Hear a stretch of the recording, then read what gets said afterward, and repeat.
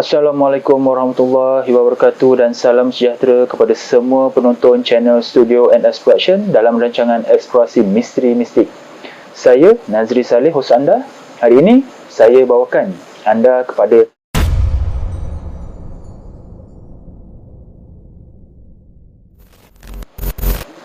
Sebelum saya teruskan video ini, bantu saya dengan tidak skip iklan ketika menonton video di channel ini. Subscribe channel ini kepada yang belum subscribe dan share video ini, semoga ramai yang akan dapat manfaat, dan pastikan anda menonton video ini sampai habis supaya anda faham secara menyeluruh berkenaan sejarah yang ingin disampaikan. Mat Kilau bin Imam Rasu sebelum menukar namanya kepada Muhammad bin Ibrahim dengan nama gelaran Mat Siam, merupakan seorang pahlawan Melayu yang berjuang menentang penjajah British di Pahang. Ibu beliau ialah Mahda, iaitu anak kepada Tok Kaut Burau. Mat Kilau dipercayai lahir dalam kira-kira tahun 1865 sehingga 1867 di kampung Pulau Tawar, Jerantut, Pahang. Namun kelahirannya sering dianggap pada tahun 1847. Kelahirannya pada ketika zaman pemerintahan Raja Bendahara Pahang iaitu Tun Ahmad. Bapanya ialah Imam Rasu bin Shahrum atau lebih dikenali sebagai Tok Gajah. Mat Kilau mahir mengaji, berzanji dan berdikir serta belajar berdikir rebana yang dikenali sebagai dikir Pahang. Hobi Mat Kilau adalah bermain gasing dan berlaga buah keras. Pada usia lebih kurang 20 tahun, Mat Kilau berkahwin dengan seorang gadis yang bernama Yang Cik binti Imam Daud yang berasal dari kampung Kedondong. Imam Daud ialah seorang guru agama yang disegani di daerah Pulau Tawar, Jerantut, Pahang, dan juga merupakan guru mengaji kepada Mat Kilau dan rakan-rakannya. Hasil perkahwinan ini, Mat Kilau telah dikurniakan 3 orang anak. Setelah berkahwin, barulah Mat Kilau belajar bersilat dan menuntut ilmu kebatinan. Mat Kilau bukan sahaja belajar bersilat sebagaimana sahabatnya yang lain, bahkan beliau lebih mendalami silat dengan menggunakan senjata seperti keris dan parang. Mat Kilau juga banyak menuntut ilmu daripada ayahnya sendiri iaitu Tok Gajah. Ilmu kebatinan secara agama banyak dituntutnya daripada Haji Osman bin Senik yang merupakan mufti Pahang ketika itu. Mat Kilau juga dikatakan pergi bertapa di Gua Kota Gelanggi yang terletak tidak jauh dari Pulau Tawar untuk mendalami ilmu yang dituntutnya. Gua tersebut masih ada hingga kini. Menurut beberapa pendapat orang-orang lama, gua ini boleh menghubungkan Pahang, Terengganu dan Kelantan. Mat Kilau mempunyai sifat-sifat seorang pemimpin dan pemikiran yang matang telah menjadikan beliau seorang pemuda yang sangat disegani dan dihormati. Atas dasar pungutan cukai yang menindas dan keangkuhan pihak penjajah, Mat Kilau, Datuk Bahaman dan Tok Janggut bersekutu berganding bahu memulakan pemberontakan ke atas pihak British. Namun begitu, pihak pemberontak tidak mendapat sokongan Sultan terhadap pergerakan menentang Inggeris pada masa itu. Sultan yang pada masa itu dibelenggu dengan tekanan dari pihak Inggeris dan terpaksa menuruti kehendak mereka walau merugikan kepentingan rakyat tempatan.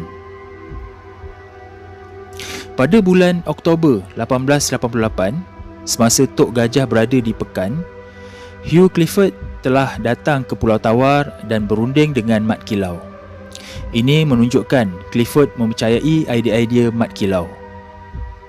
Beliau suka bergaul dengan setiap lapisan masyarakat dan ini membuatkan beliau menjadi seorang yang luas pandangan dan mendapat kepercayaan penuh dari masyarakat. Mat Kilau adalah seorang yang jujur dan tegas. Justru itu, dia sangat disegani dan amat dikasihi oleh pengikut-pengikutnya. Pengikutnya terlalu ramai, tetapi yang diketahui namanya ialah Pawang Nong, Teh Ibrahim, Mat Kelubi, Mat Ali yakni Katib, Awang yakni Imam dan Mat Tahir. Mereka ini sanggup sehidup semati dengan Mat Kilau.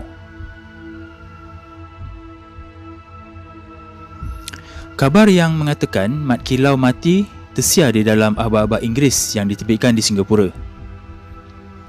The Straits Times dan The Free Press mengatakan ketua penderhaka iaitu Datuk Bahaman telah jatuh ke tangan pemerintah Siam pada bulan Oktober 1895.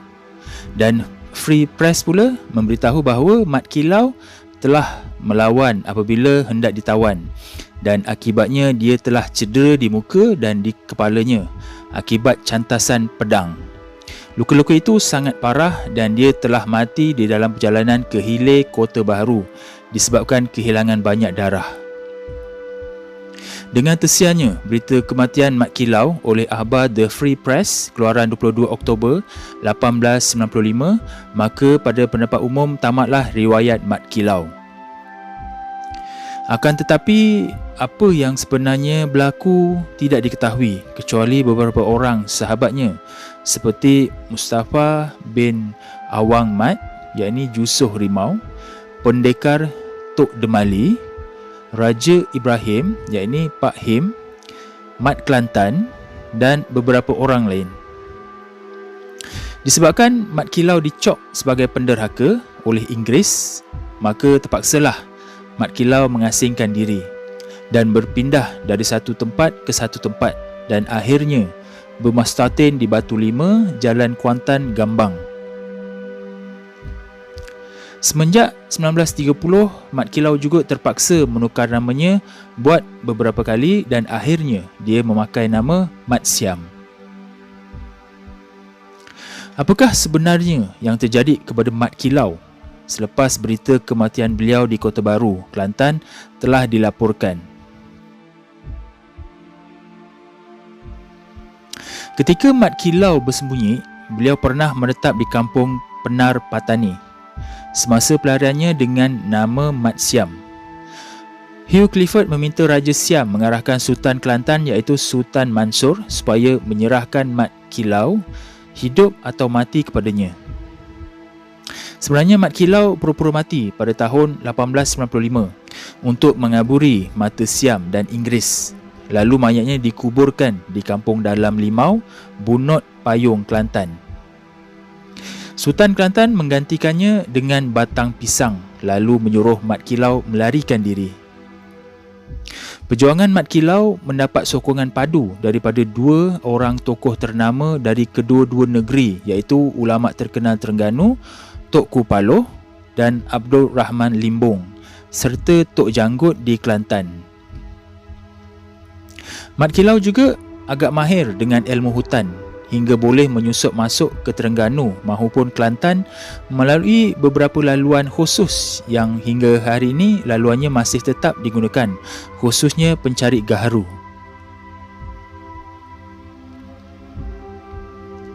Dalam bulan Disember 1969, Allah telah menggerakkan hati Mat Kilau yang pada itu memegang kad kenalan diri 204478 dan bernama Muhammad bin Ibrahim memperkenalkan dirinya yang sebenar.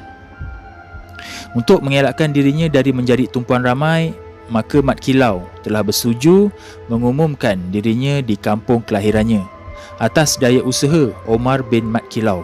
Maka Mat Kilau dibawa ke kampung asalnya iaitu Kampung Masjid, Pulau Tawar Jerantut.